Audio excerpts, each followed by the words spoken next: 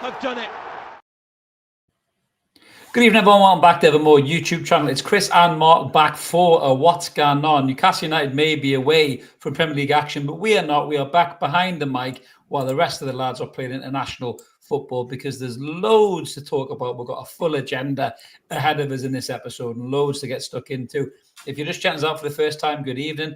Good to see you. Smash subscribe. Help get us to that next milestone. We're so close to the 12,000 subscriber mark. So smack it. Get us there. I've got a great prize for 12,000 and you'll find out soon enough. Smack it. Smack the button. I'm going already. Smack it. I'm already going off script. It's going to be one of them shows already. You can tell. We're live tonight in the chat as well.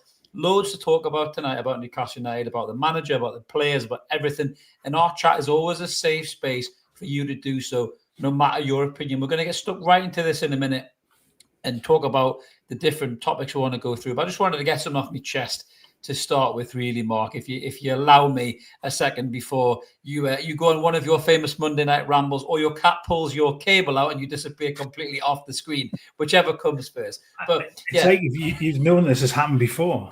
Exactly. It's almost like we prepared this before. Yeah, but I just want to have a little chat about things because there's no getting away from it as a Newcastle United fan, right? It's not been a good start of the season at all. Not at all. Newcastle United are not in a good vein of form. Yes, we're doing well in the Champions League. That kind of masks the problems that's going on with the football club, with the squad, with the manager's tactics. We're going to get into all of this tonight. But the thing that disappoints me the most about this new age Newcastle United, and listen, I love Eddie Howe, what he's done for this football club.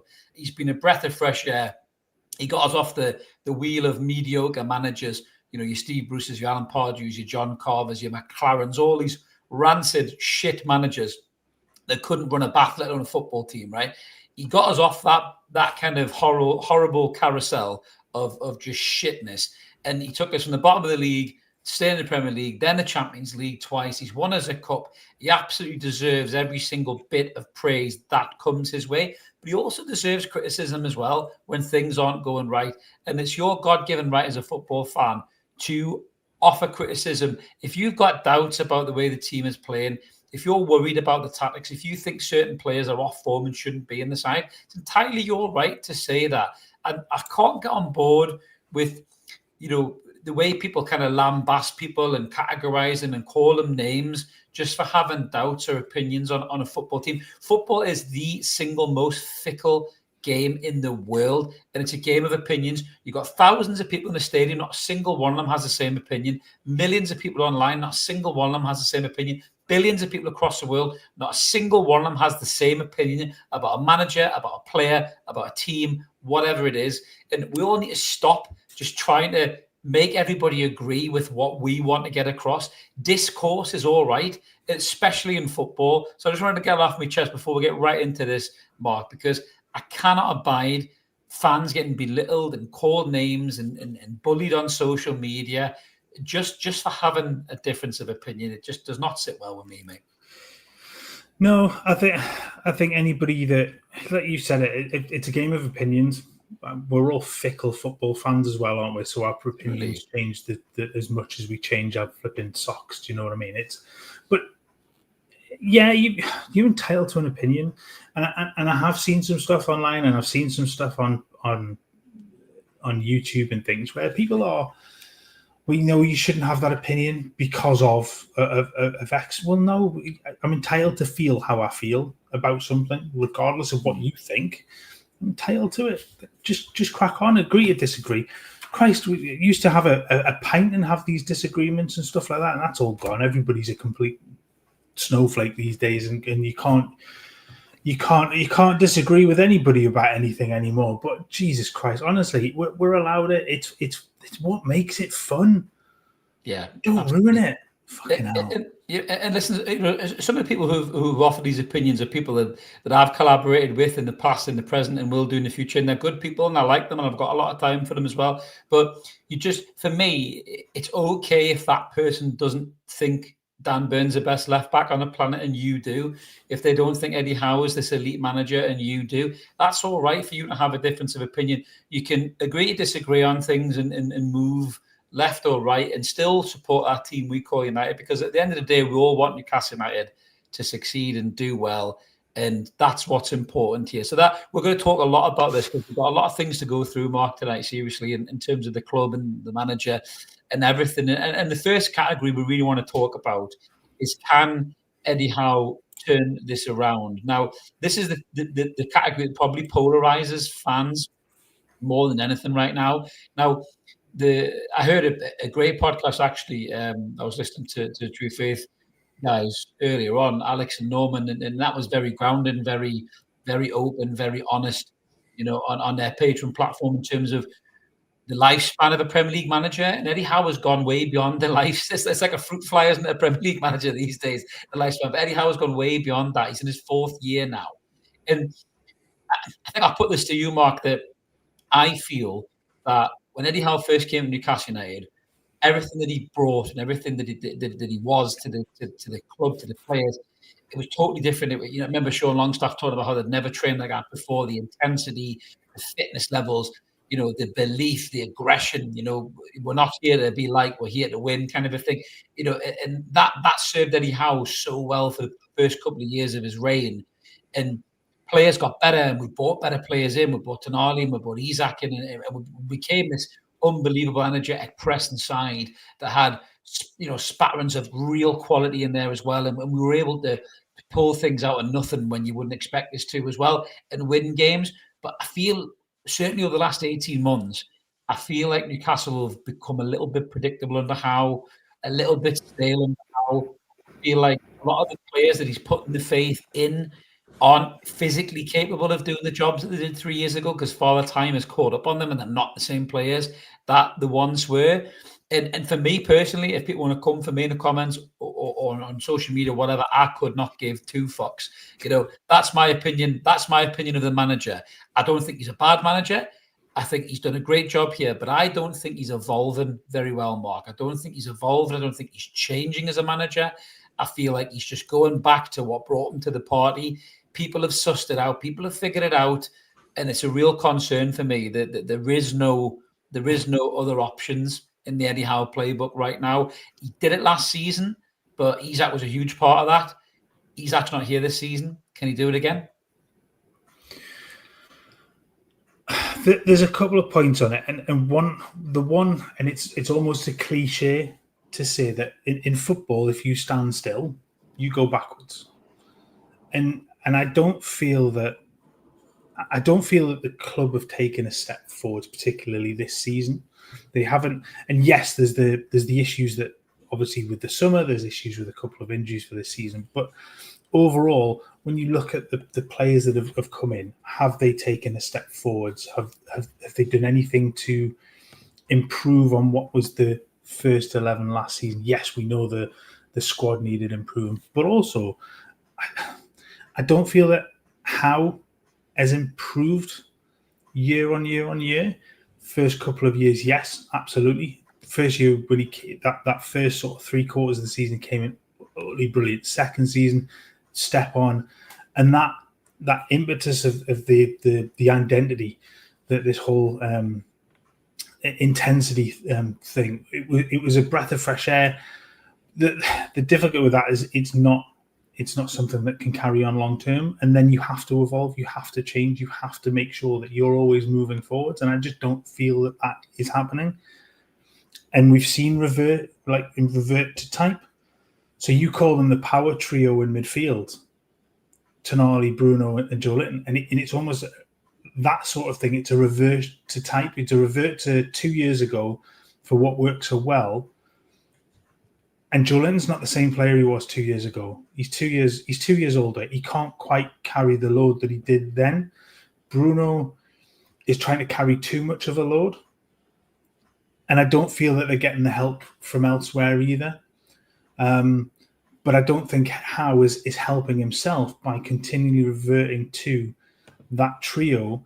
And especially when we've seen the kind of shift in Eddie Howe's sort of way of thinking is to sort of try and move away from that intense, or that 90-minute intense football into well, we'll keep the ball and we'll use it and we'll control all the games.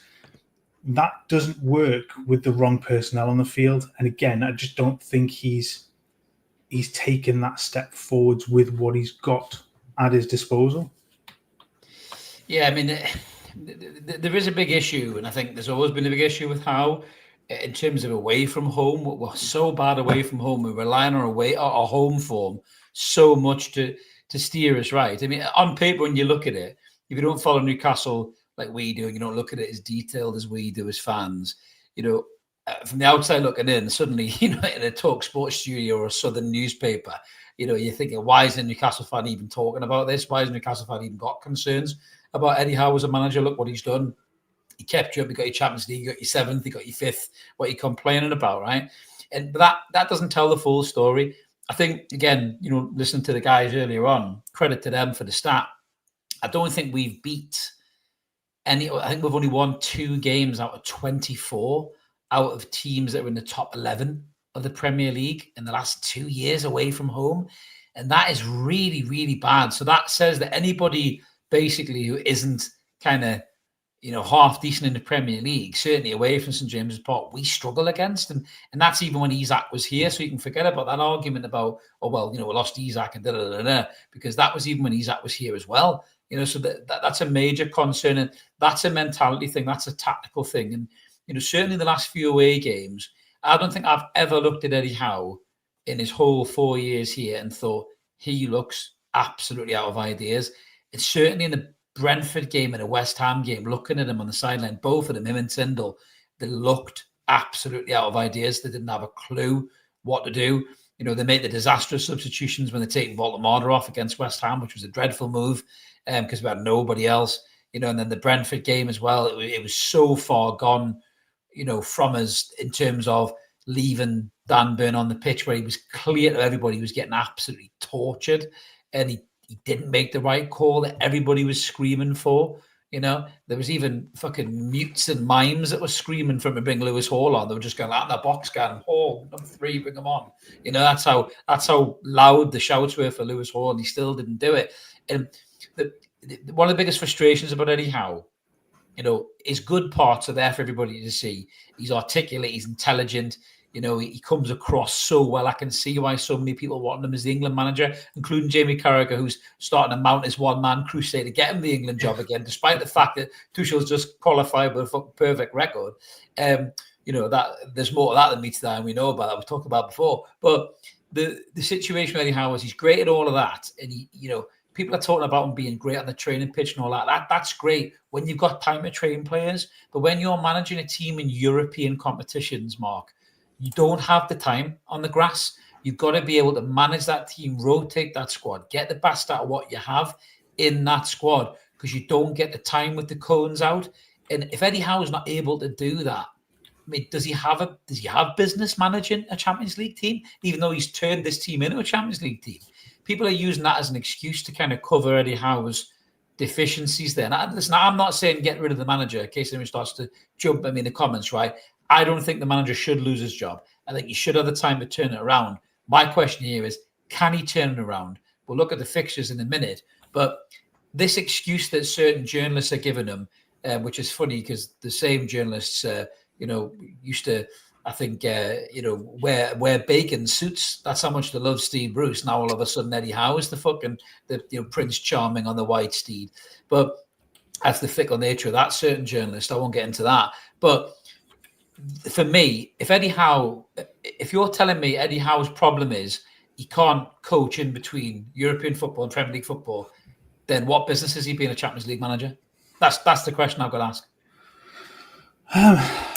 I mean, that might be an unbelievably harsh question, and it's got to be tough when you are a training ground coach, as Eddie Howe is. He thrives on the training field. It does become more difficult because the players have to have more days off. They've obviously or more time off. They're going to have rest and recovery periods, and they're not always on the field.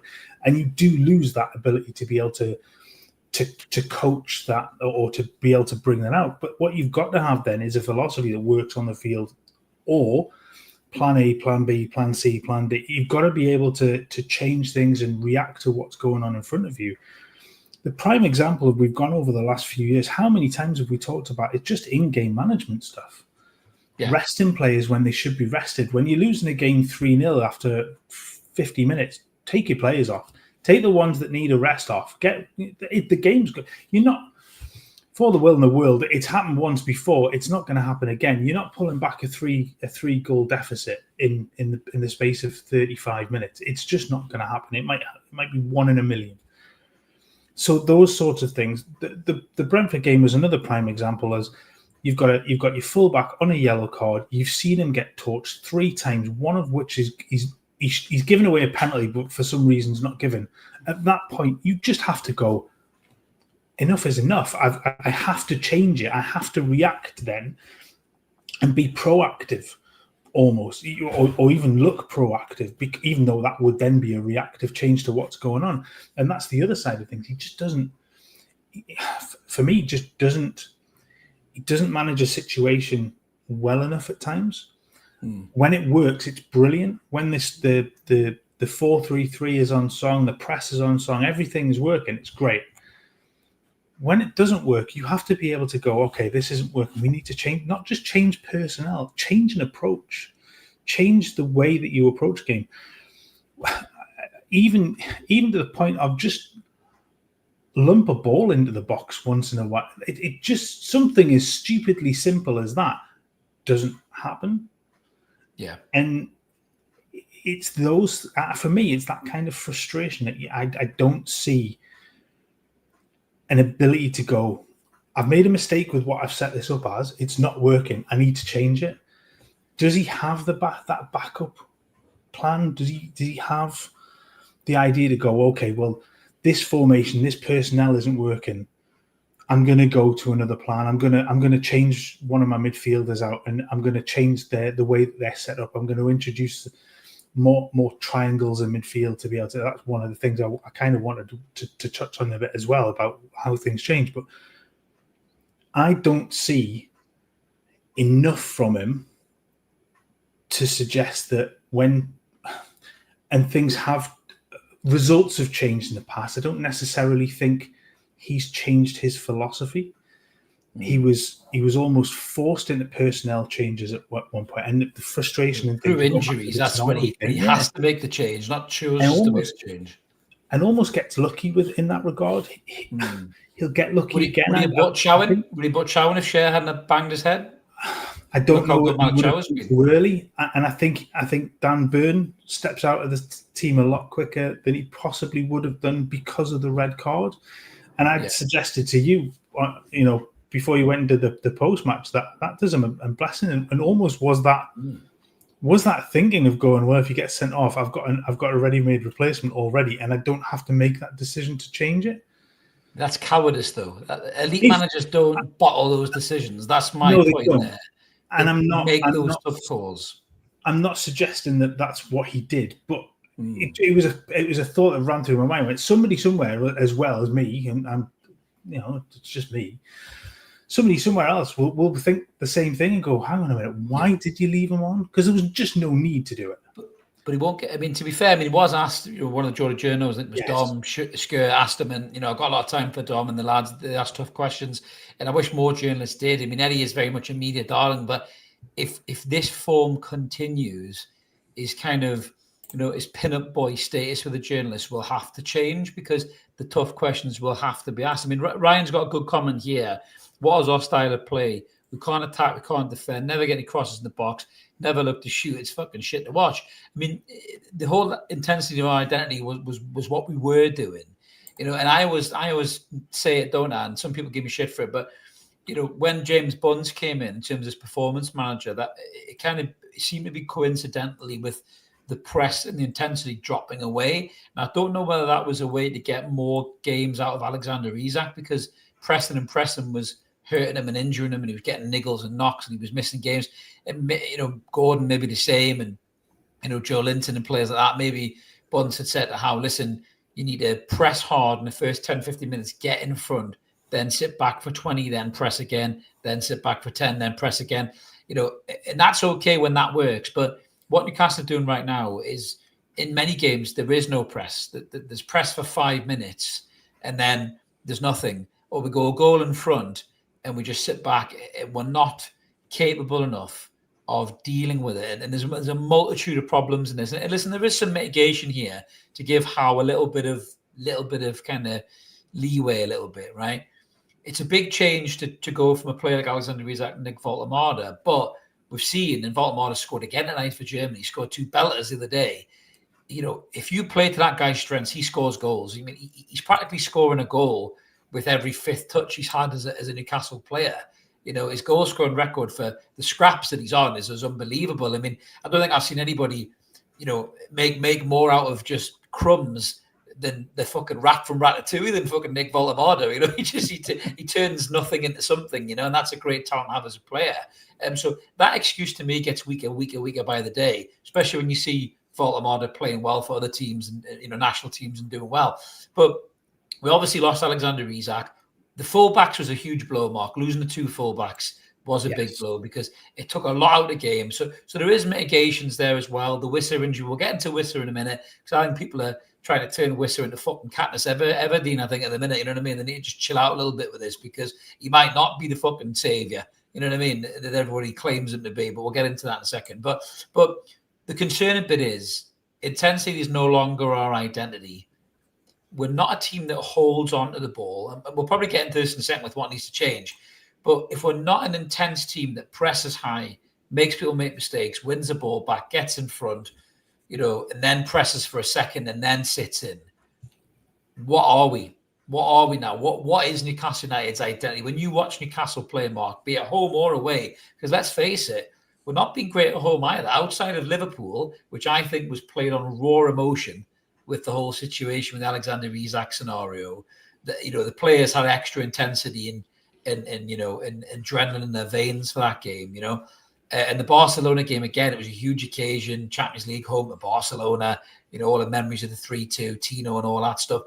Outside of those 2 games, I don't think I've looked at Newcastle this season, and even into last season, after the winning the cup, haven't looked and said, that's Eddie Howe's Newcastle. So I don't know what we are now. And can he rediscover that identity, or do we have to completely morph into something else? Well, just you touched on the form since the cup final. This ignores the first 4 games after the cup final, so I'm being a little disingenuous with it. But that's since Villa in April, so since the 19th of April, that's poor form. But Premier League form, I have to caveat that. Yeah, but I'm not interested in Champions League, to be fair. I'm not interested in that at all. So, I mean, home form, 5 wins, 3 defeats. I mean, a defeat to Everton is shit considering how they were. Defeat to Liverpool, that can happen. Defeat to Arsenal at home, we've seen how good they are this season. So you can write those out, and fair enough. You know, one is an anomaly, 2 is quite standard, I think. But it's the away form is just, I mean, you talked about before, the away form is absolutely shambolic. And I do think an awful lot of it comes down to how opposition set up, and they know how Newcastle are going to play. And this goes back to the ability to change and the ability to manage the situation in front of you. And teams know that they can cut off the supply line. This season, Newcastle big chances per game is 1.8. Last season, it was 2.8. They've dropped 1 big chance per game so far. If we've gone through the I think it was based on the Premier League games only. So you talked about keeping the ball as well. This is supposed to be sort of a new identity. The average number of passes this season is less than last season. It's not much. It's only about 3 or 4 passes, but it's gone the wrong way. And then in this era of now not wanting to be so intensive, but control the ball a little bit more, the number of passes has dropped off. So what I don't see an identity at the moment. I see a team almost stumbling along, and the more intense nature that Newcastle have works in the Champions League, because the European teams aren't used to it. They can't do what Premier League teams are and go, when Newcastle have had their 5-10 minutes, 10-15 minutes of intense pressure on us, we've taken that and now it's our turn. And the Premier League teams will throw that back at Newcastle, and Newcastle can't then take a step up to get back on top of them like they used to. The Champions League teams we've seen have wilted under that pressure and have cracked. And Barcelona very, very nearly did that as well. If Gordon could finish, all this noise about Gordon being a centre forward, please fucking hoy that in the bin. He's not going to play as a centre forward. If Gordon and Barnes take those early chances against Barcelona, wow! I mean that game is suddenly completely going a different way. But like I said, in Premier League wise, there is just no identity to this team. They're not pressing the opposition. If you look on FBref at their tackle stats in the opposition third, in 23-24 it was 2.36 per game. In 24-25 it was 2.45. This season it's 1.46.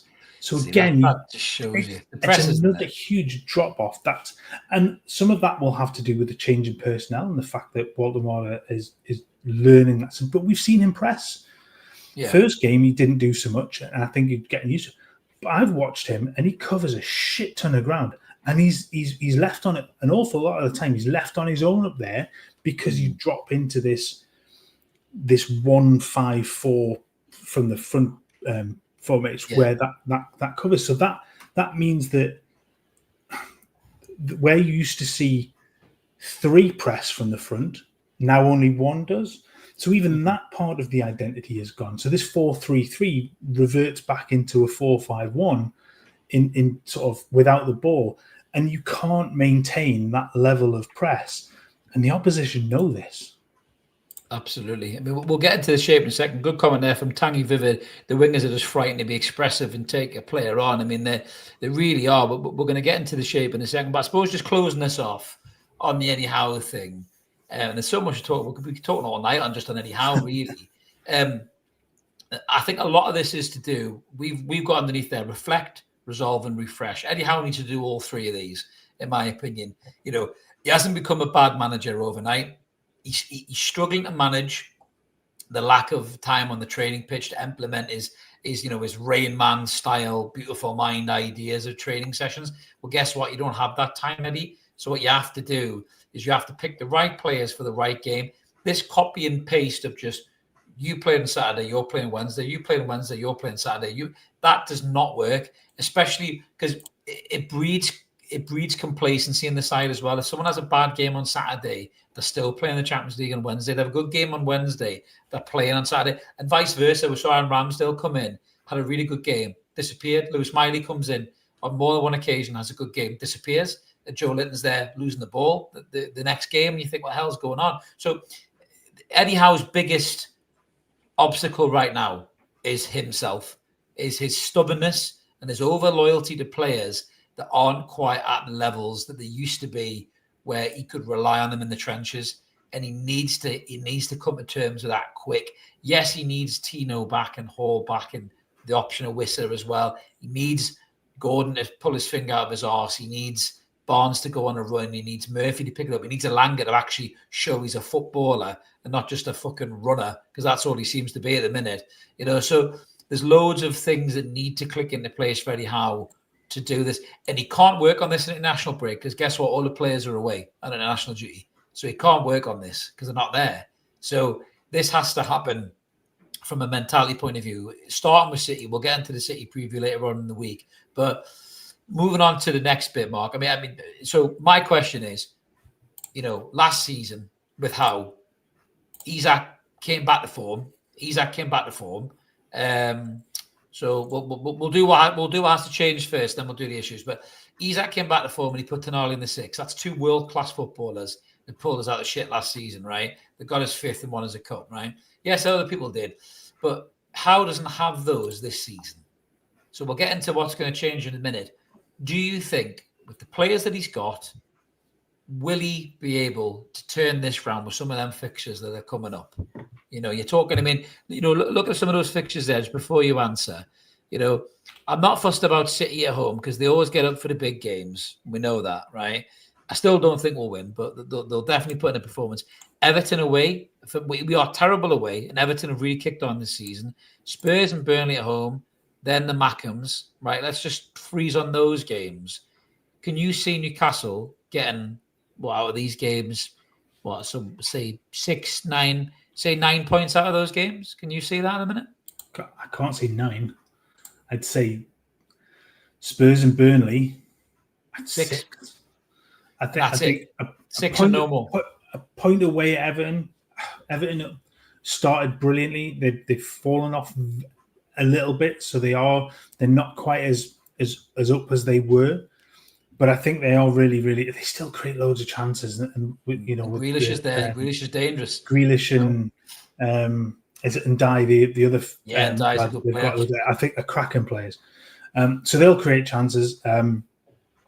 City, I mean, Erling Haaland is on one again this season. I mean, Botman and Chow, if probably it's going to be those two, that they're going to have their work cut out massively. They seem to be hitting a little bit more form. Tottenham are still Tottenham. I mean, they're very, very beatable. They will win games, but they're still very vulnerable. Burnley, you would like to think that, yes, home crowd or the home setting, that's 3 points. Burnley have been no mugs this season, though, as well. They've been unlucky at times. They have been unlucky. They've been poor at times. They've been brilliant at times. They're a real mixed bag. But they will get points in games you don't think they are. And then the Mackems away. I mean, the way they've started and the way that they approach the game, I hate to give them credit, has been brilliant. Because it's in your face, it's quick, it's no nonsense. Belief. It's belief, Mark. The belief that we don't have. It reverberates through that Sunderland squad at the minute. We don't have that. We don't have that. They're not the best the footballers in the Premier League. No, they're not as good as our players. They're not as good as our players. They have a brilliant leader in the centre midfield. I think Jack is signing that. Horrible to see. He's one of the signings of the season because I think he's been brilliant. But those other players all complement each other, and they all are doing a job. They're all doing, and it's just, I get maybe they will run out of steam at times, and I think they're obviously going to lose a lot of players over the back end of December, January as well.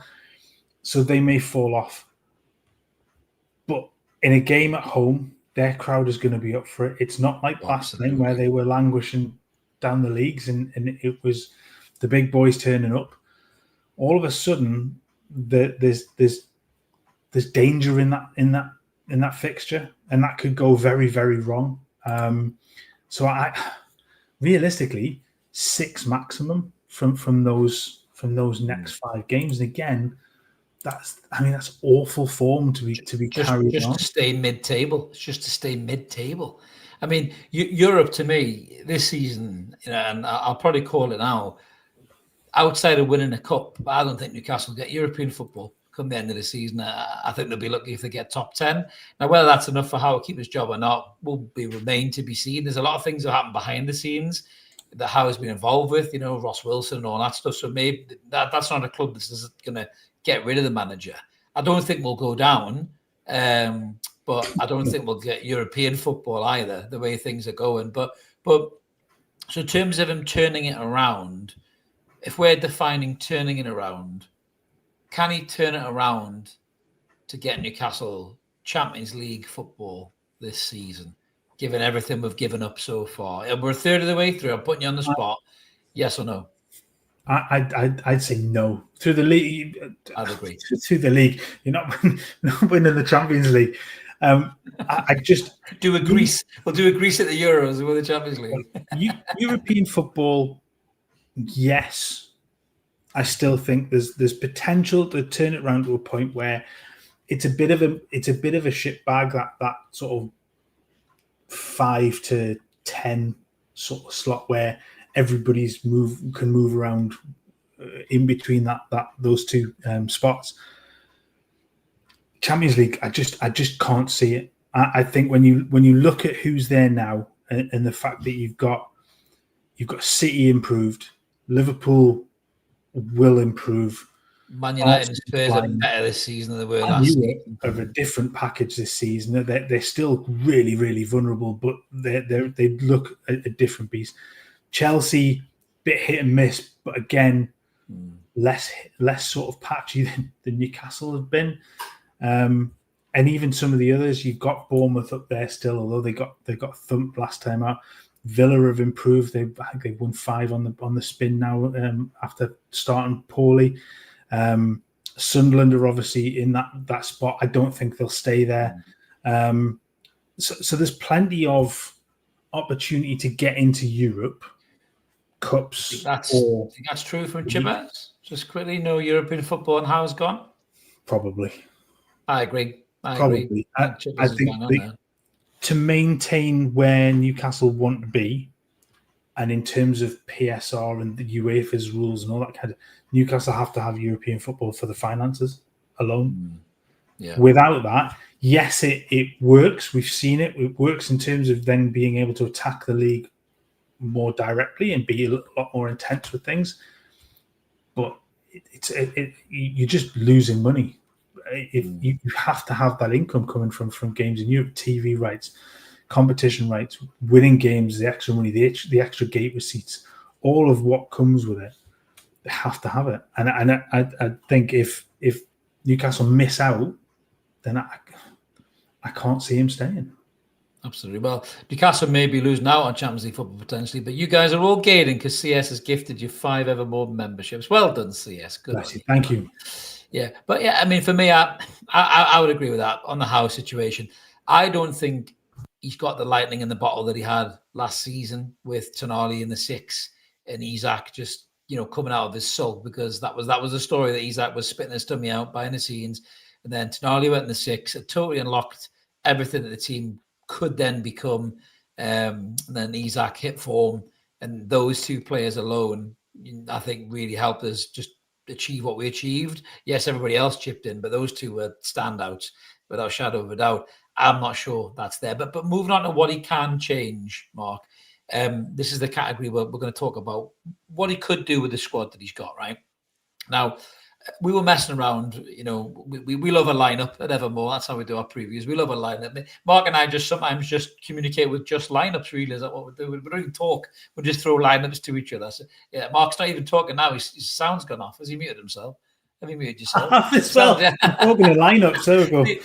It's almost like we planned it. We don't even talk, and you went on mute and you couldn't talk. So there you go. But one of the things everyone's crying out for is a formation change. This rigid 4-3-3 that Eddie Howe has played with for so long, with the power 3, as we used to call them, I think we can not call them that anymore, because it's very clear that certainly one of them, their powers are seriously waning over the last probably year, I would say, in the shape of Joe Linton.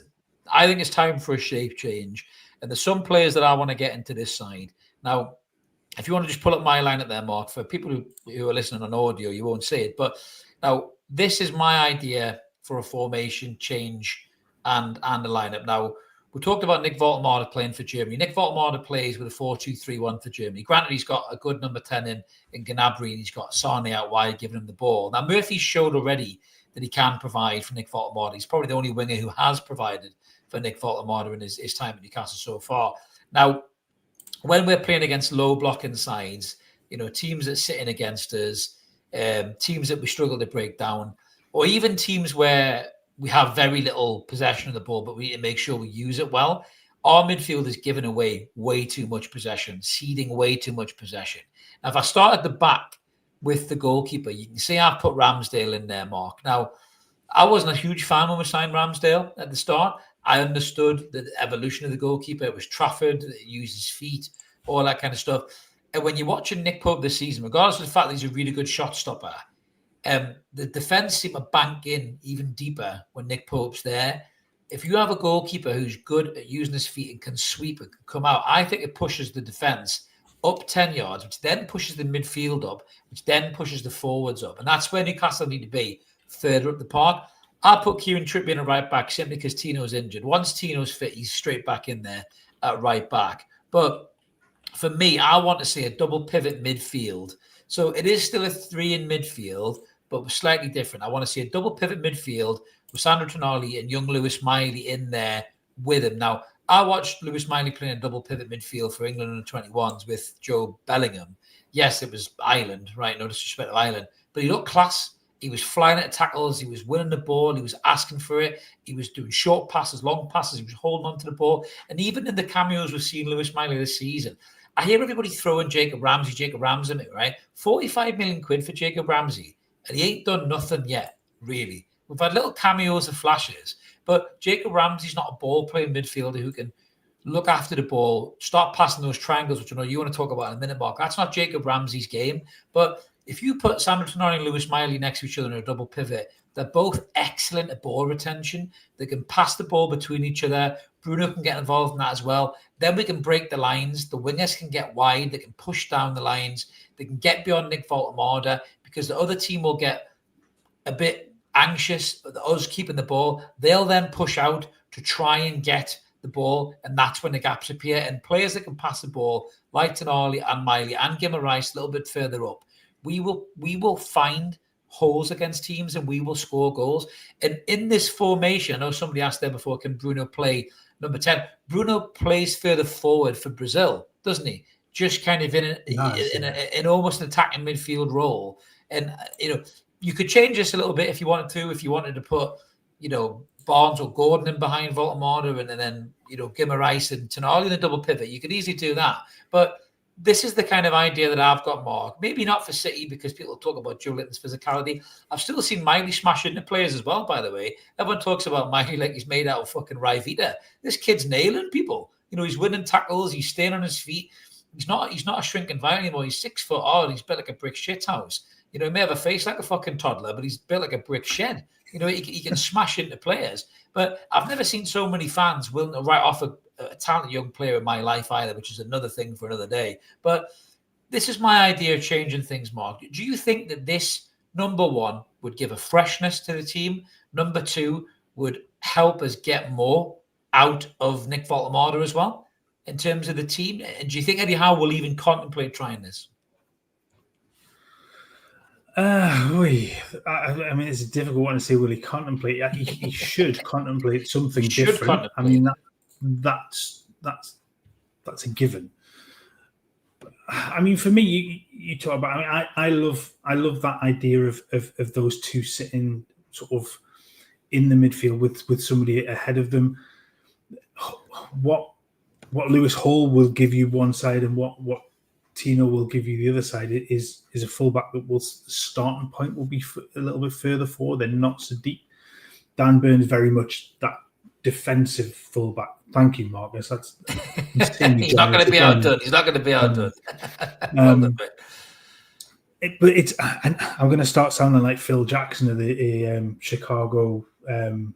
What the hell are they called? Bulls. The Chicago Bulls. Yes. Michael Jordan. Jesus, well, I was watching the NFL last night and I wanted to say Bears, and I can't remember them playing a triangle offense. I really can't. Yeah, Chicago Bulls, and it's a different game, obviously. But the neat little triangles of play where you've always got an option to play Barcelona, those little tiny balls that you play inside, even to players that have got pressure on them. And we've seen that Tonali and Mylene Brewer can cope with that, and be able to do that. Not many of the others can. You've got two ball-playing centre-backs. And then the players that are wide of them, Trippier a little bit of an outlier because he is much better on the ball than I think he gets credit for an awful lot of time. But he is getting on. But Burns on a ball-playing fullback. He's not going to create those triangles. He's not good enough in the ball to really play one-touch passing consistently, whereas Lewis Hall he will come in and help in that midfield as well. He makes those runs in sort of inverted where he comes in and through and he can take the ball, and it will give you other options. I think what we've seen an awful lot of difficulty so far is that with Joe Linton in the side, with Byrne in the side, and with Nick Pope in there as well, is you've limited your options to be able to play the ball quickly and be able to play the ball into somebody in pressure, create a little bit of space, and then move on. When the ball's coming into Dan Burn, he has to take a touch. You've seen have to wind up to take a touch and play the ball. Nick Pope looks terrified every time the ball's played to him. And you can see the defenders look elsewhere. And then you start to see them get into trouble. Joe Linton's similar in that regard, that he's not as accomplished on the ball. So there's another player that you can't then spin in those little quick touch triangle passes to be able to just move opposition around, and it's very easy to then combat. You pile an awful lot of pressure on Tonali, an awful lot of pressure on Bruno, because they're the only ones in there. And I think by bringing Miley in, you can move Bruno slightly more advanced, or move Sandro more advanced, because he's perfectly capable of doing it. Seen him do it for Italy. Absolutely. Particularly the 21s. They could rotate. I mean, they could rotate effectively. Yeah, and we've seen Miley do it as well. Yeah. But it gives them ability to move. Give your teammates the option to be able to move the ball around. Give it to me. I'm shielding it here. You've then got space to be able to move those players around. With Hall and obviously when Tino comes in, it moves them slightly further up. So you've then got another triangle further wide. You've got one further forward because Bruno's slightly further forward. He can play with Voldemort. He can play with one of the wide players. And all of a sudden you build in that structure in the team to be able to move the ball more quickly. And it's not what is there at the moment. It's so rigid. It's so tired. It's so slow. And it's so easy for the opposition to look at and go, well, all we've got to do is we've got to pressure these two. Really, the ball's just going to go backwards. There's no movement then around them to be able to say, well, I'll shunt it here and I'll move here and I'll take the ball on and then I'll go back this way. There's hardly any of that.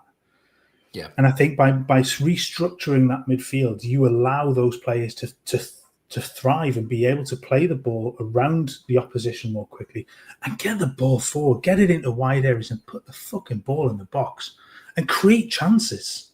Because that is ultimately what is killing Newcastle at the moment, really, is they're just not creating enough chances. Absolutely. Defensively, we'll look all right. I mean, I think Pope's made enough clangers this season in terms of his punching and his kind of rigidity in his box, I think, to give Ramsdale a chance. And I think managers who had a pair of balls would have played Ramsdale more, probably in the Champions League as well, might have played him more than Howe has done. I certainly think Joe Linton, I agree with you on that. I think he's become more of a liability than an asset. Even the physicality stuff. I'm watching players just pass around him in games where you think his physicality is supposed to be key. They're just passing around him, and it's just not, And, Joe Linton's been an unbelievable player for this club, and his character arc from zero to hero is the stuff of a movie. But there comes a time where you've got to say, what worries me about Miley, for example, we're all salivating over Elliot Anderson playing for England and Nottingham Forest.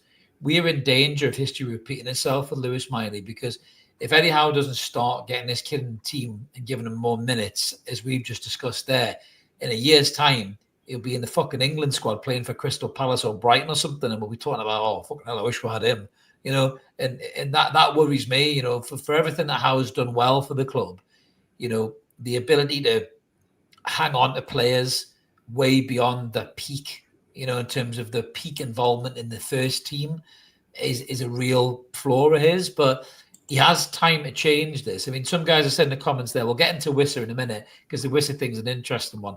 But a lot of people are saying drop Voldemort to a 10 and have Wissa up front. Now, that could work really, really well, but we'll get into with Wissa is Wissa's never even played. Wissa's never even played, for us. Never even trained with us. So we don't even know how good he's going to be, which I'll get into in more detail in a second. So all of this kind of, Wissa's the fucking genie in the lamp type thing. And mind you, you might wish for him to score goals, and he might fuck off the AFCON and leave you hanging. So, Christ, that's another problem altogether, isn't it? But the situation with the shape change, that to me looks like a very plausible team to change to. Gordon's a massive disappointment this season. Everyone talks about the Champions League, but the teams we've beaten in the Champions League, you'd expect us to beat. It's okay, Gordon turning up and having his Pavel Nedved fucking hairdo and skinning fullbacks against Benfica and USG and stuff like that. But when he can't beat Wan-Bissaka at the fucking London Stadium, then is he really the player that he thinks he is? So Gordon's had a bit of time out now with this injury. And for all we know, this hip injury was hampering him. We don't know, and it could have been an issue. But Gordon's got to come back. When he gets back in the side, he's got to hit the fucking ground running, because if he comes back and delivers shitty little performances, then if I'm Harvey Barnes, I'm fucking livid. I'm saying to the manager, keep me in the side, because one thing Barnes does do is brings you goals or assists. you know. And I get so sick of this. Oh well, but Gordon's got the pace. No point in having pace if you can't do anything with it. You know, Barnes. I'd rather have Harvey Barnes be able to tuck inside and do the kind of goal he did against Brentford any day of the week than have Gordon running up and down the line with his fucking blonde locks flowing in the wind and doing fuck all other than that. You know, I generally think, with just 1 second about this one, generally think Gordon, with Gordon, right? I think Gordon is overrated in a Newcastle squad right now. I generally do. I think Gordon has stood still. I think he's believing his own hype.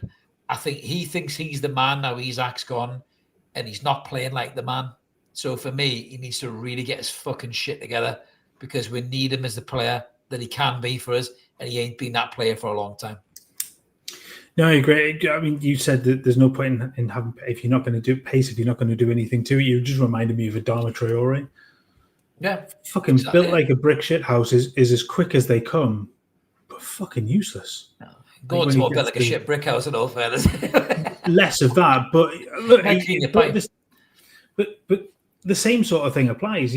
There is no point in having pace if in the game, if you're not gonna produce anything. And he has to start delivering performances where he creates. He scored a few goals, most from penalties.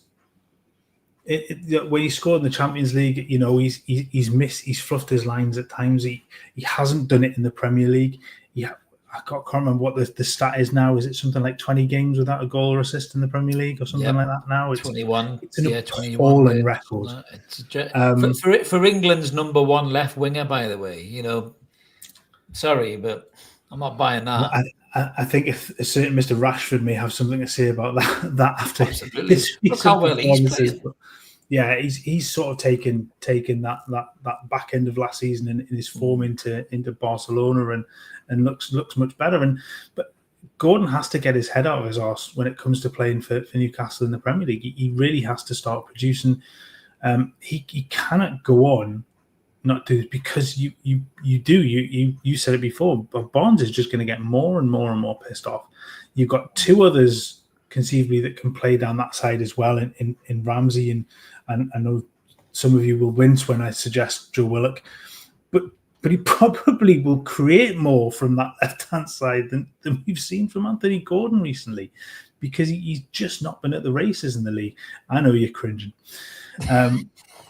But I think fucking Joe Rogan would create more than Joe Willock on the fucking left-hand side for Newcastle, mate. He's fucking toilet at the moment. I'd have gone Joe Pesci, but you know. Joe Pesci, what the fuck is this? I agree with that. I'd sell Gordon and all. Buy Semenyo. That's a great show. I mean, Semenyo will cost you 80 million quid, mind you. But what would you get for Gordon? I go back to the summer. He was there. He was ready. He was available. Why the fuck did nobody buy him? I tell you what it is with Anthony Elanga. I'm calling it now, Mark, a third of the way through the season. I seen somebody said, he's been sent over from the Sweden squad. Nobody knows why. And I said, it's probably because he's shit. Just sent him home. But he is not the player that we should have went for in the summer transfer window. When you had a window with Brian and Mbeumo, Kudus, Semenyo, and Elanga, we should not have gone for Elanga. He screams fourth choice for me. But how could we not have gone for the others? How could we not have signed Kudus? How could we not have went for Semenyo? You know, I want answers from the clubs. Did we try and talk to him? Did we target him? Did we go? Nobody knows because nobody talks. No, and I guess those are things you'll not find out. The more you see the Elanga deal, the more he plays, the less convinced you are that almost we've had flashes, but that's it. He's played plenty of minutes, like to have done something, and he's just not produced. Bar one or two crosses. I mean, the ball across the box in the Barcelona game aside, I'm struggling to think of another one that he creates a really good opportunity, but fundamentally Newcastle don't do that anyway. They're not creating chances like that. The whole point of him being there was that rapid pace to get in behind and then put the ball across. That's if Leo was right there and he's got a 65 million release clause, we are absolute morons. We should have snapped that up 100%. Should have snapped that up if that was the case. That is ridiculous. If Newcastle didn't move for that player, I mean, they might very well do in the summer. No idea. Ryan saying, absolutely love this channel, mate. Head goes a bit west now, and then, but this channel certainly helps everything. No problem, Ryan. Thank you very much, mate. Really appreciate that. Thank you, man. Well, we call it like it is. We call it like it is. Neither one of us two are sitting here saying sack Eddie Howe. We're not saying that, right? No. What we are saying is that you can't just make excuses for him because he won the cup and got us in the Champions League twice. Whatever he's trying is not working. Can the players take responsibility for it as well? Of course they can. He has to set them up to do the job, and they ain't doing the job. The wingers are all underperforming. The midfield is off the game. Neither one of the players seem to be able to understand that Nick Voltemada is not Alexander Isak. I watch him in games hitting passes for Isak still. We're closing on nearly 20 games with this big lad, and you're like, what the fuck are you playing at? If we were playing pub team, we'd change the way we play for a different centre forward. If there's a big fat lad who holds the ball up, or there's a little nippy kid who gets in behind, you'd change the way you pass the ball. These are professionals. You should be able to do this. So you can't totally blame the manager for that. But drop a player, kick somebody up the arse, fucking call them out for it. Don't just go, well, you'll be playing on Wednesday, guys, because how are they ever going to learn that they're not doing the job? I mean, if I'm Joe Linton in training, you can't tell me in training that Lewis Miley's not using the ball well, setting up chances, scoring goals in training. I fail to believe he's shit in training, right? I don't believe it. And I've heard the players talk about it. I've heard Guimaraes talking about it. I've heard Tonali praising Miley. I've heard Joe Linton praising Miley. Longstaff when he was here. This kid looks the business in training. Anderson would look the business too in training. If that can't inspire Joe Linton to get his head out of his arse and play it better, then I don't know what the fuck will. So that's a real worry. But in terms of the shape, Mark, before we move on to the Wissa situation, Man City's a difficult game to judge this on, because is Man City the game to try something different like that? Does he go 5 at the back with Man City potentially, which is another plan? I mean, if you had the 4-2-3-1 and then you have the 5 at the back, there's your other two options. Change the way Newcastle play, make people think about it and go, shit, how did it play? I don't know anymore. Newcastle used to be 4-3-3. I don't understand this whole setup. What's going on? Managers won't figure it out. We'll be able to reinvent ourselves a little bit. I'm not massively upset with 5 at the back. If we start with Fabian Schär, Malik Chow, and Sven Botman as a back 3, with Tino Livramento and Lewis Hall in front of them, and then Tonali and Guimaraes as a 2 in midfield, I've got no problem with that. No problem with that at all. That would work absolutely fine. But when you're playing against Everton after that, or something like that, where they're going to sit in deep and let you come onto them because they see you as the big team coming to town, we have to change things up again, mate. Do you see him just copy and pasting and sticking with his fucking 4-3-3 till he just gets carried out in a fucking pair of stocks with tomatoes lobbed at him on Barrack Road? Do you think he's capable of changing his formation? I think that's possibly quite likely. I don't see them being too much of a change for the City game. For one, because Burns is suspended. Yeah. Would he start Burn if Burn wasn't suspended? Would he start Burn left back? I think you more no, but I think you probably more likely see a 4-3-3. Sorry, a 5 at the back. 5-3-2. 5 at the back. Yeah. I think he said 5-4-3. Have an extra couple of players in the side. Yeah, that's great. Who's got that line? But without him there, I think it's 4-3-3 again.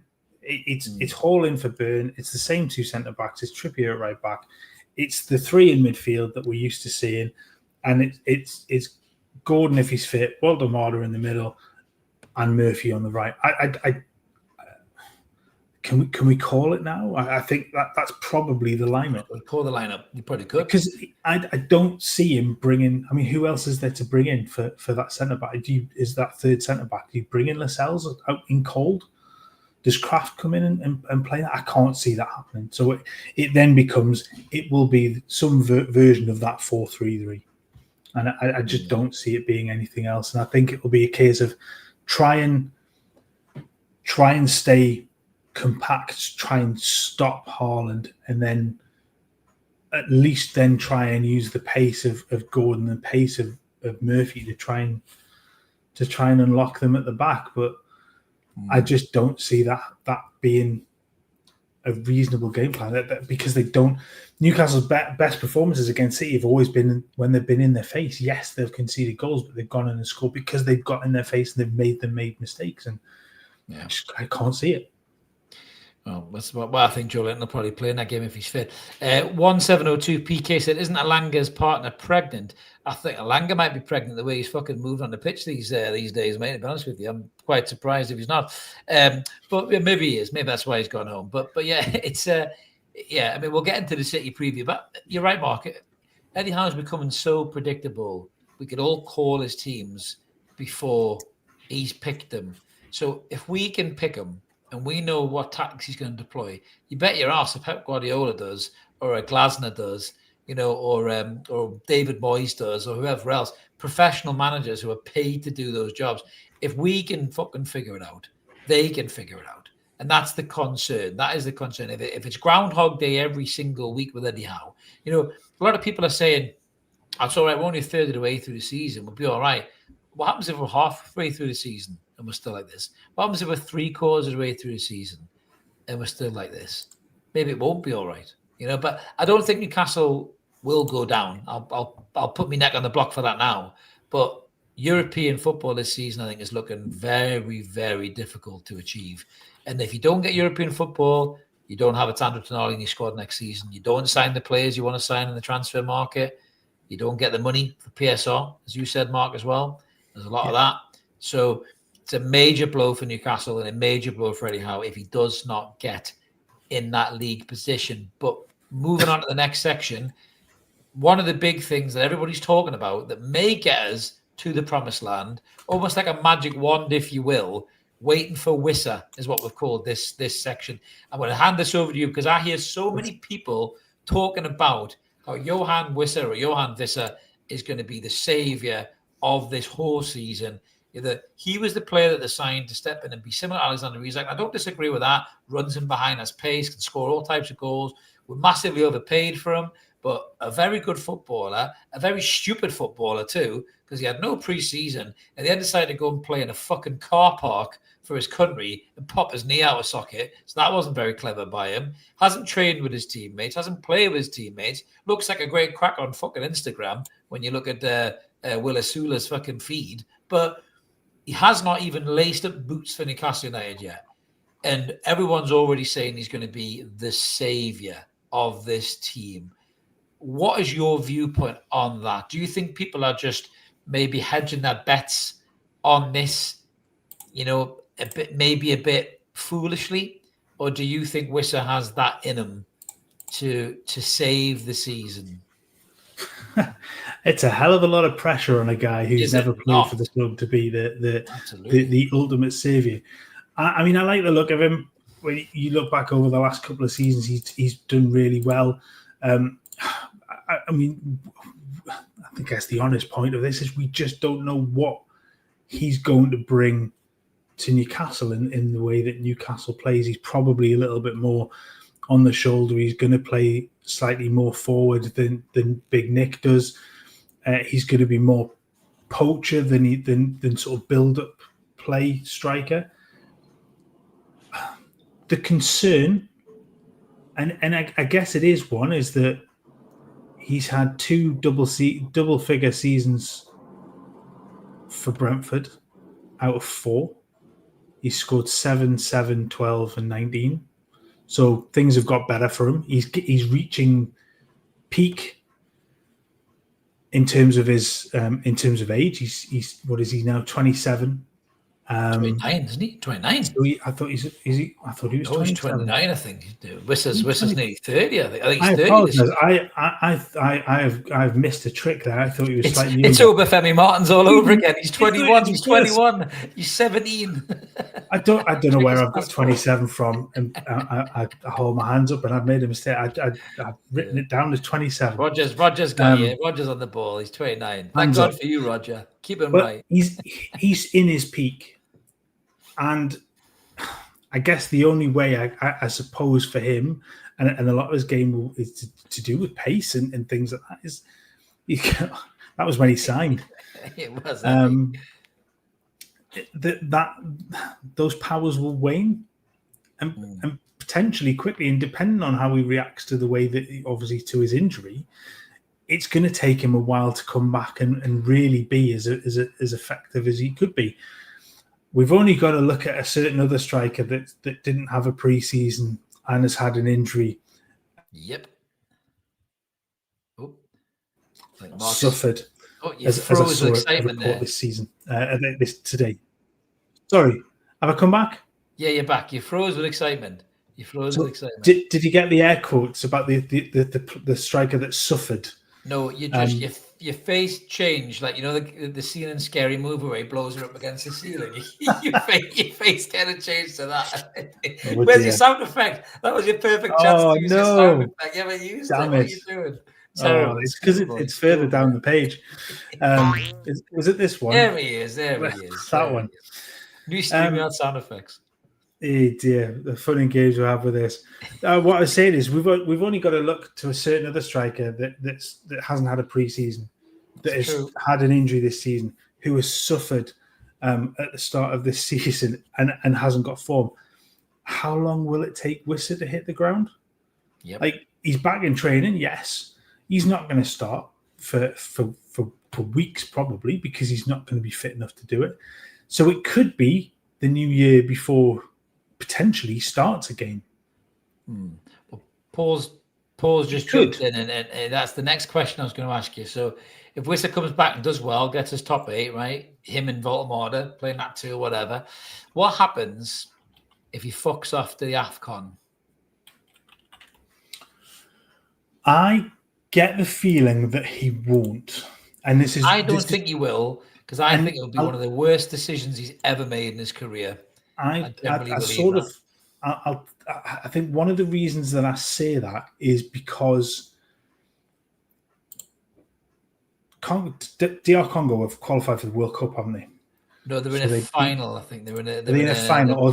They've got a final playoff game to play. If they win that game, they're in the World Cup. So then they're in the World Cup.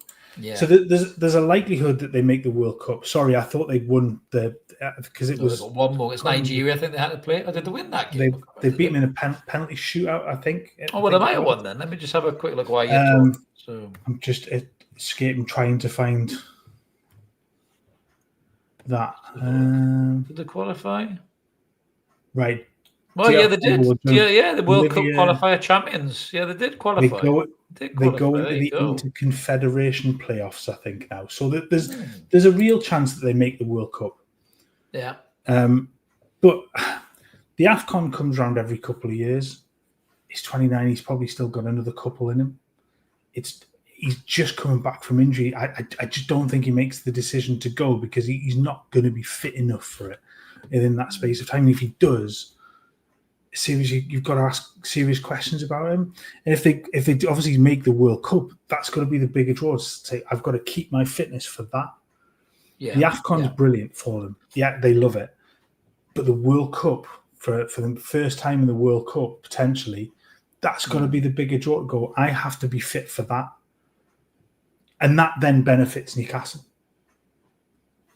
You would think so. Marcus is letting you know he's not 29, he's 37 actually, Mark. So he's got one of them rugby passports. A good point by Roger here, just saying we haven't got the third quality striker. No offense to Asula. Troubles if either Nick or Wissa is injured.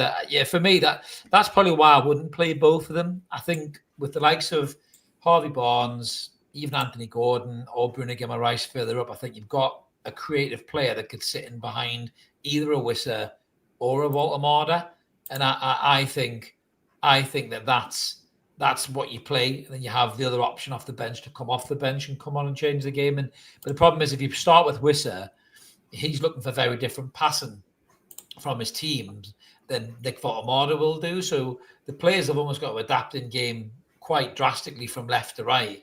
And have they got that in them to do it? You know, maybe if he does change up and he brings in better ball players, with the likes of Miley, the likes of, Guimaraes in a more advanced position, maybe that we can do that. Even Jacob Ramsey as well, whether he's out wide or he's in the midfield, maybe they can do that. But he does have to make some changes that there is no doubt. about that, in my opinion. My worry about the Wissa thing is, you just said it before, Mark, a lot of pressure to put on a lad who's not even kicked the ball for us yet. A lot of pressure. And what happens if he's lost a couple of yards with that knee injury? Mm-hmm. He's 29, he's 30. What happens if he's lost a couple of yards? What happens if he struggles? 27, what happens? Yeah, exactly. What happens if he doesn't fit the setup that we've got, like Alanga? Look at Alanga last season; he was brilliant.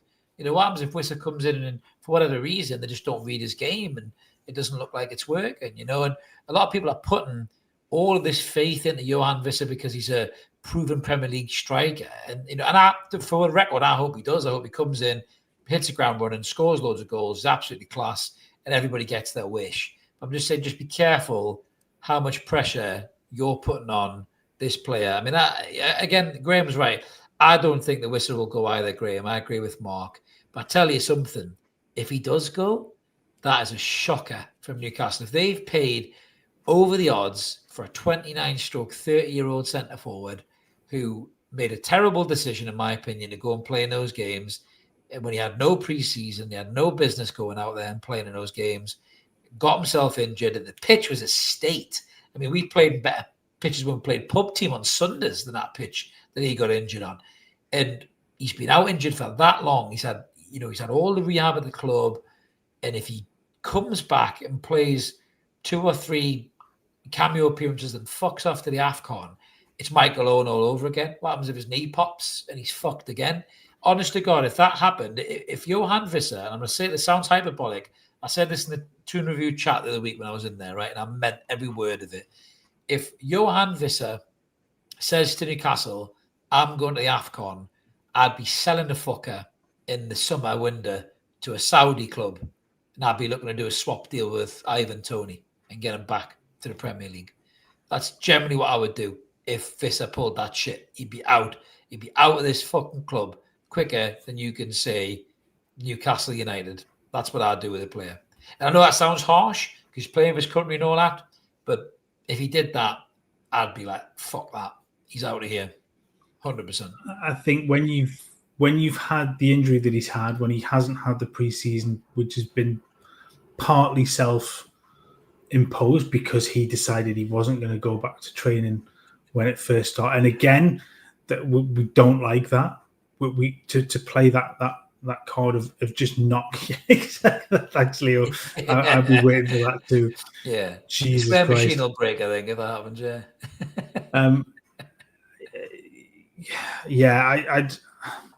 I'm almost the same. I'd be going, look, if we're not gonna, it's difficult with different nations as to how they see them play, but there's an awful lot of money being paid for you.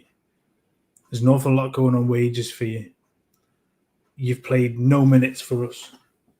If you're going to go, but then we don't see you as part of the future because you don't see us as part of yours. Yeah. And if I'm the club, then I'm looking at it going like that. Well, you clearly don't see us as part of your future, or you don't think enough of us to have that conversation at the very least. Then move on. We'll see you later. We'll move you on in the summer. I'd agree. Or January if the opportunity were to come in. And I know that sounds unbelievably harsh. And this is completely theoretical because he could turn around and go, I'm not going. He's going to spend the rest of the season absolutely knuckled down and play another 20, 25 games this season, score 18 goals, and finish in the top 5 and get Champions League football. Fair enough. So I think Toon Guru's got a good point there. I wouldn't be surprised if Eddie doesn't play until January. It takes him an age to bed plays into the squad. I think he might do it for a double reason, Toon Guru. He might slowly bring him in to try and say he's not fit enough to play. And that might help him stop him going to AFCON. The Clon lad says sign Troy Parrott in January, problem solved. What goal scorer he was, mate, of the day. Brilliant. What a week he's had. Yeah, absolutely. But that was the other point about Wissa, is that Eddie won't rush him in. He doesn't do that. He doesn't bring you in until he believes you are absolutely ready or he's forced to do it. So he's not going to get rushed in quickly. And that could very well play into Newcastle hands because he's not going to be fit. he's not going to be fully match fit for weeks. Yeah, no, I think you might be right. I think Eddie Howe is probably going to play that a little bit close to his chest. But there's loads for the club to think about Eddie Howe, to think about. The players need to get themselves reset and back. It's good that they've had good international breaks. They've had good results. They've played well. Hopefully they'll all come back in good condition. Big game to come back to against City. They all show up. If they can get a result, it could just be the shot on the arm that they need. But I think we can all agree we want to see a bit of a change in shape, a bit of a change in mentality, a bit of a change in tactics, attitude as well. We need to see that from this side. And if Eddie Howe just picks the same team and they deliver the same performance, it's just like Groundhog Day, isn't it? Just Groundhog Day, all in all. Quick one there from Marcus before we move on to some out of tunes. We've got some out of tunes to do. Been a while. Marcus is saying, Mark, who do you start as a keeper against City? Easy. It ain't Nick Pope. Aaron Ramsdale. Aaron Ramsdale for me.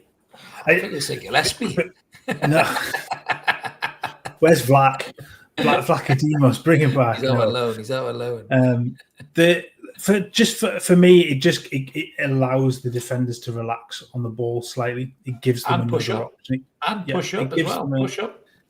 It gives them another option to be able to play out of difficulty. And I just think that is worth its weight in gold. And when you see them turn around and look at Pope and go, can't do that, so turn around and all of a sudden they're under pressure, I just think he gives you an all. And yes, he doesn't cover himself in glory in that third Brentford goal, but he's coming cold off the bench. I don't think that's great for any goalkeeper to do. No. Look, it happens, but yeah, I would start Ramsdale.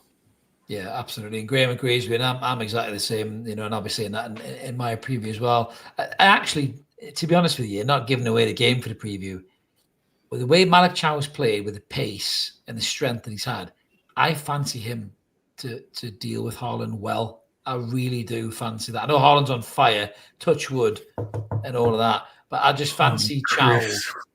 No, I'm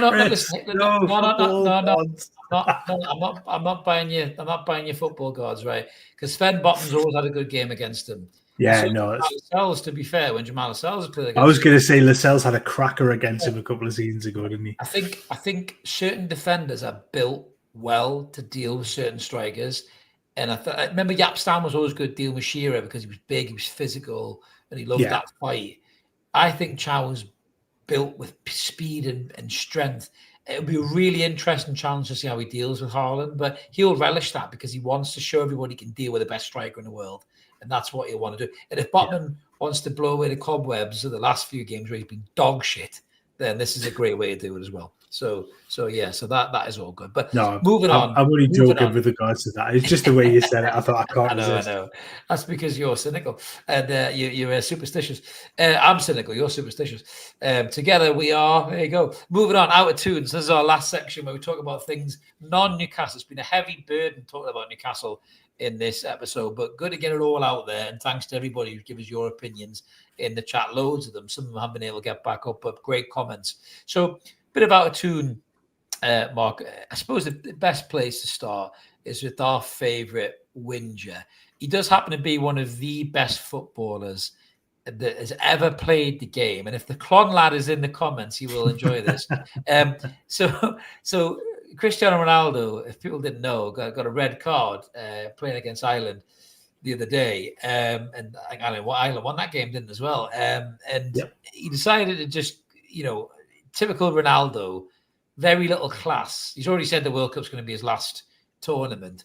But he decides to start doing crybaby eyes when he comes off, to which point the Irish fans responded in kind with their own banter, which is brilliant, to be fair. The crying eyes from Ronaldo was done when he'd been booked and he was stood on the halfway line waiting for VAR, and he was giving it to the Irish. And then as soon as the referee came out, and you knew what was going to happen immediately, and fair play to them. It was thousands of them giving it this. Don't take the piss out of the Irish.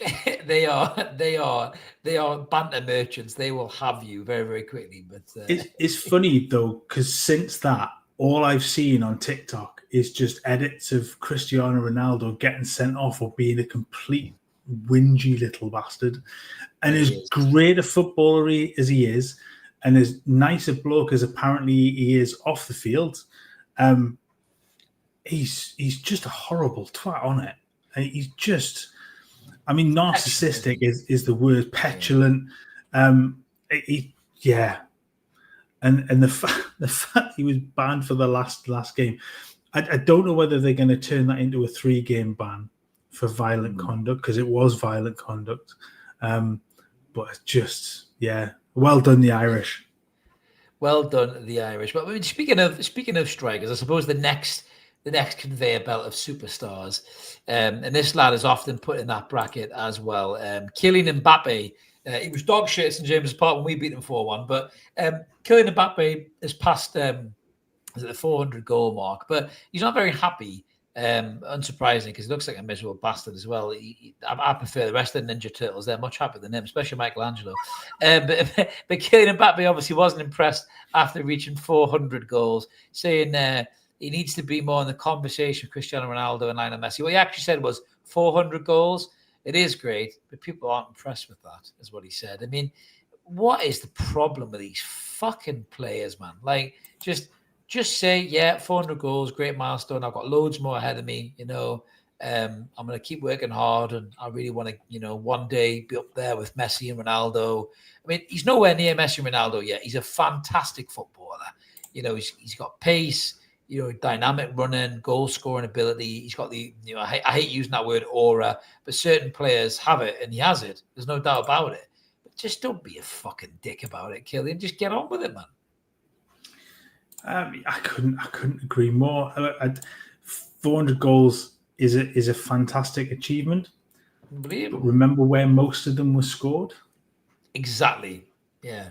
In the Mickey Mouse League. As amazing as you are, the vast majority of your goals have been scored in Ligue 1. You've got a great, to be fair to him, he's got 60 and 90 Champions League games as well. So I'm not going to completely knock him off the shelf.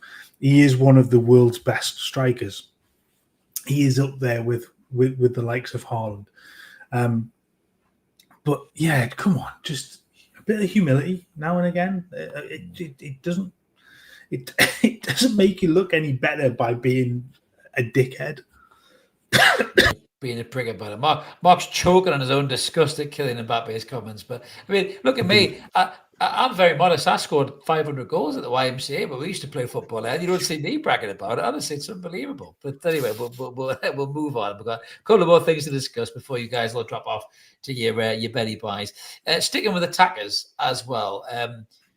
Spare a thought for Sweden, Mark. Spare a thought for Sweden, and spare a thought for Jon Dahl Tomasson, former Newcastle manager, who was very quick to criticise Newcastle, and spare a thought for Alexander Isak, because it's looking very likely that Alexander Isak and Victor Gyökeres may not very well be playing in the World Cup after Sweden was shit and got beat 4-1 by Fabian Schär's Switzerland, didn't they?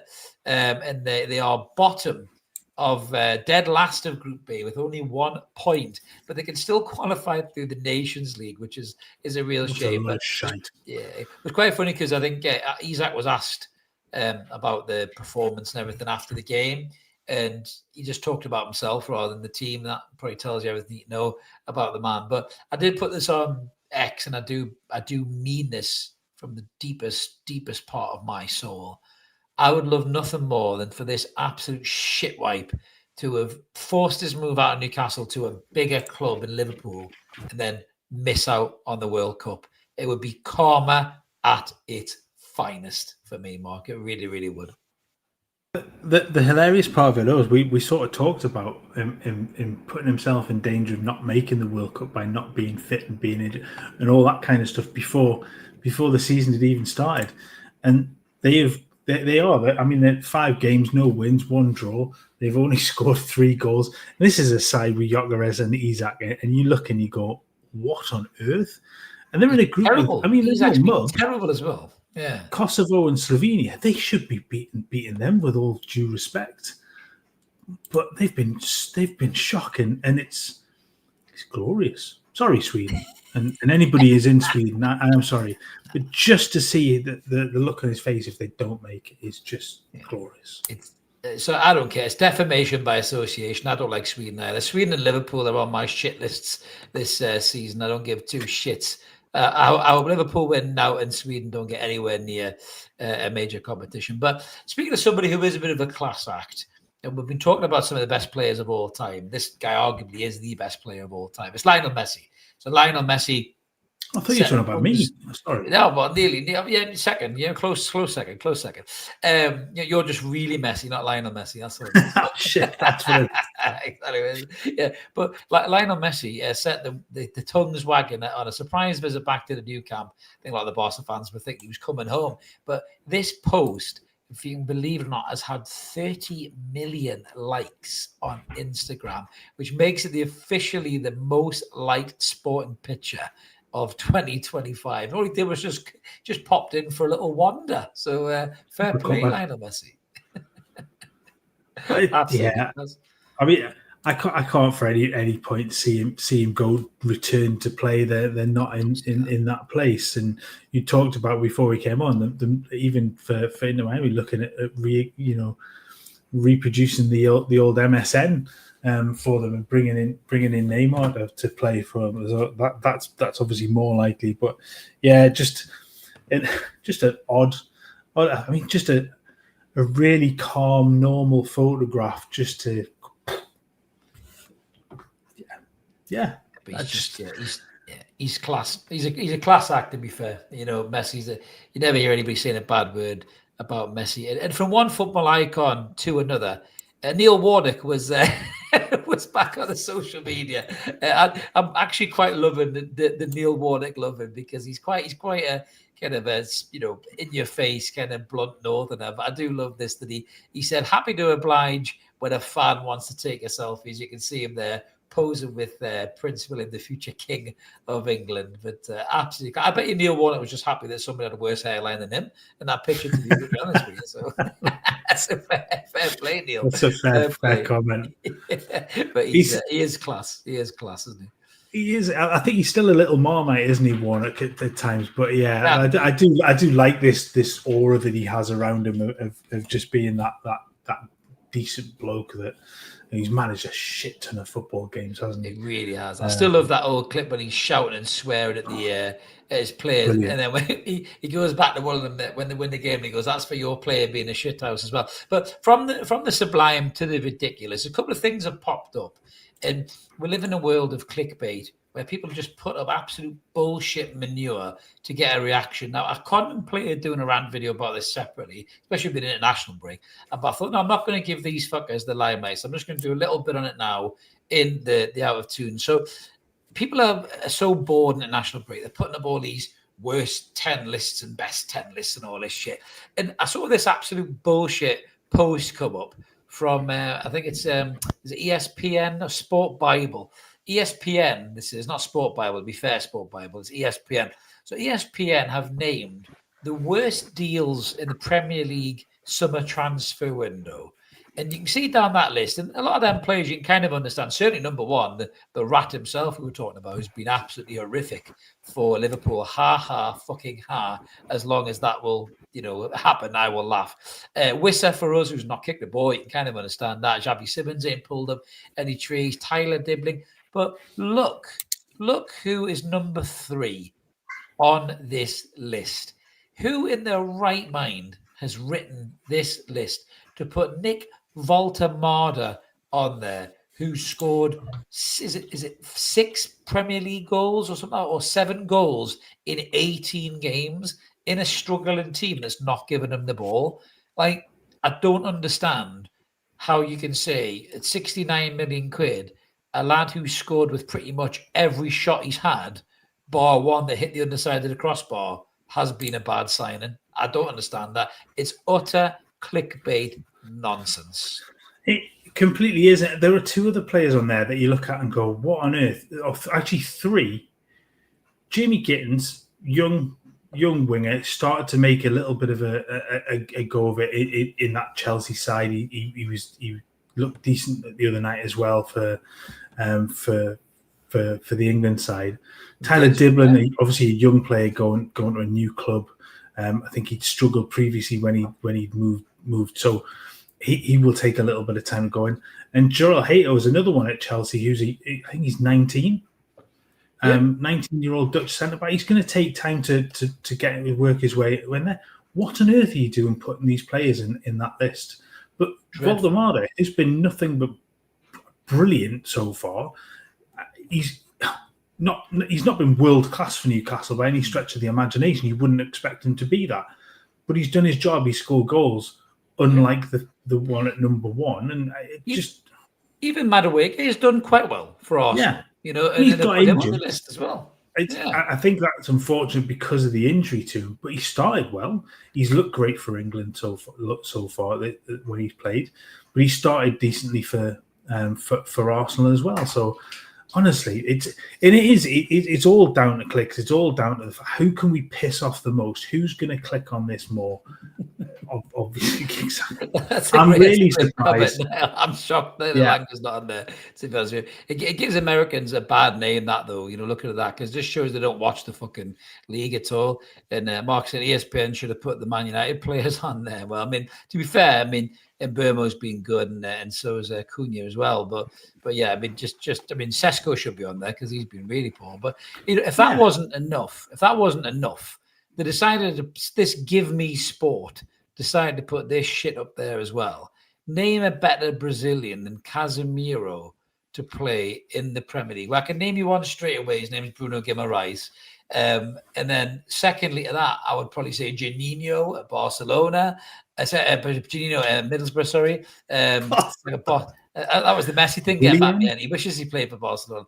Juninho at Middlesbrough was another one. Thiago Silva was probably better for Chelsea. Ramirez. The list goes on. Ramirez. Yeah. Ridiculous. Ridiculous comments. Yeah. Gilberto Silva.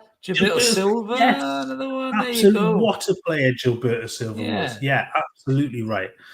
Just ridiculous. There are many that are far better. Horrendous. And yeah, but again, it's just purely down to whoever this Alex person is that originally posted that. What on earth?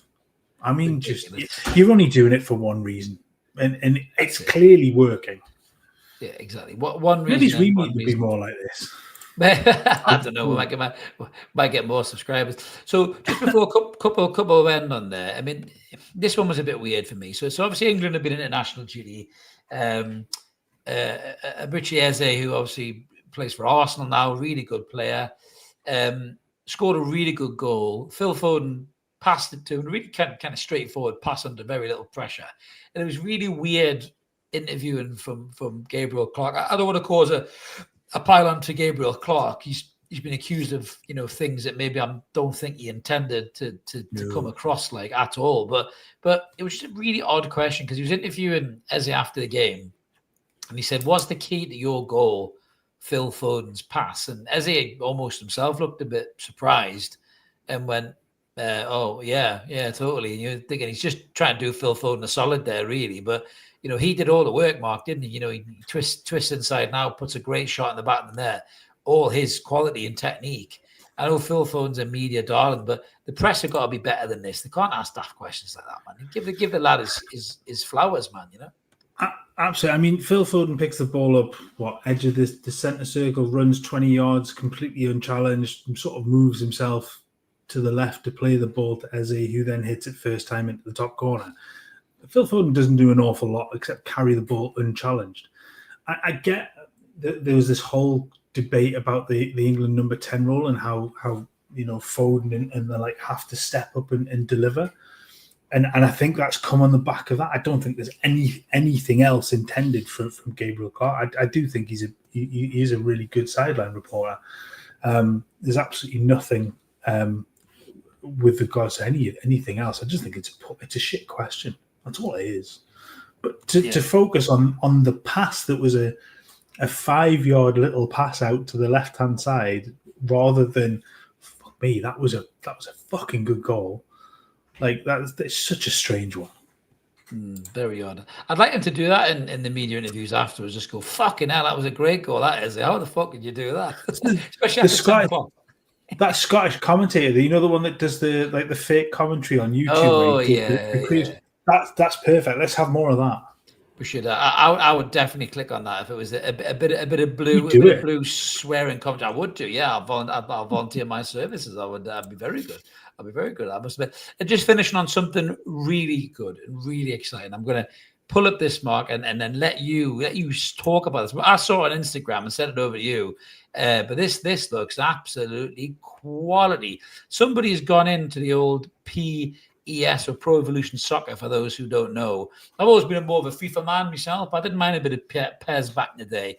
But somebody's gone into PES and redesigned it all to play in the 99 season. You can see us coming out against Manchester United there. I think that was the FA Cup, wasn't it? We won't talk about the result. But this is absolute quality. I need to know where I can play and when, because that looks gravy, man. That looks awesome. I do think there's some peculiar looking people in there. I mean, Shea Given looks rather odd. Schmeichel looks slightly lost. I'm assuming that's Ronnie Johnson behind him. Yes, that looks quite accurate for Ronnie Johnson. Gary Neville's behind him. Yeah, I mean, some of them do look rather accurate. But poor Shea. I mean, that's an awful full rendering of Shea Given. But I just think it looks amazing. If you look at some of the other ones as well. The international stuff looks good. The England squads look really good. It looks brilliant. I mean, there's we can see Warren Parton, centre Parton as well. We can see it, George. Absolutely. The image that they've got of, I think it's of Dwight York in there as well, is a little bit really good. Now you're talking. You've got him tagging for. I knew as soon as I pulled that comment up, he would have. I lost years of my life to take over the world of soccer. Honestly, I was late. That was a good one. I used to go with my mates. I was Tapley, shout out for Tapley, and we used to play at national soccer style. When it was called, like, was it Zipan or something rather than Zidane? You should do them like mint turns on the edge of the box and just bend one in the top corner. That was some game, that, George. Some game. There's always the obvious of FIFA when you fouled somebody and then ran away from the referee while he was trying to book you. It was fucking hilarious. Was that FIFA 96 or something? Warren Barton is a wonderful man, Marcus. He's been on this channel before. He's an absolute legend of a man. Very generous with his time. Absolute gent. He really, really is. But back in the glory days of football, mate. I had FIFA 26 on free trial. I still haven't finished my 10-hour trial. I just don't see much difference from the old one, to be honest with you. So I think they've run out of ideas about FIFA, but that is a mint little add-on there, to be fair. So well done. Yeah, definitely. I go the other way. I'm more of a football manager, and I've been thoroughly enjoying FM26. I know people have hated the new version of it. I really like it. You're like the only one who likes it. The only one who likes it. I don't care. I love it. It's good fun. I just want to cheat. I just want to cheat and sign everybody and win everything. That's all I want to do. So I can't be arsed with it. Too much hassle, too much stress. I'll just come on here and tell Eddie how I manage Newcastle rather than actually fail on the game and do it myself. But anyhow, that's another story for another day. But that's us done. We're done. No more. I love that. It's brilliant. No more. We'll be here till 1 o'clock in the morning. We've all got stuff to get up for in the morning, I'm sure. But thank you very much, everyone, for watching. Been a great show, great chat tonight. Remember, like and subscribe. Help us get to the next milestone, which is 12,000. We're going to get there really soon. We've got a mint prize in line for you when we get there. So hopefully we can get there soon. And hopefully, when we come back from this international break, Newcastle can get the shit together and do the 3 hours that we've got on the bottom of the screen there and start getting some results on the board. But thanks for watching, everybody. Have a belter wherever you are, morning, afternoon, evening, and we'll catch you in the next one. All the best. See you later. See you guys. Take care.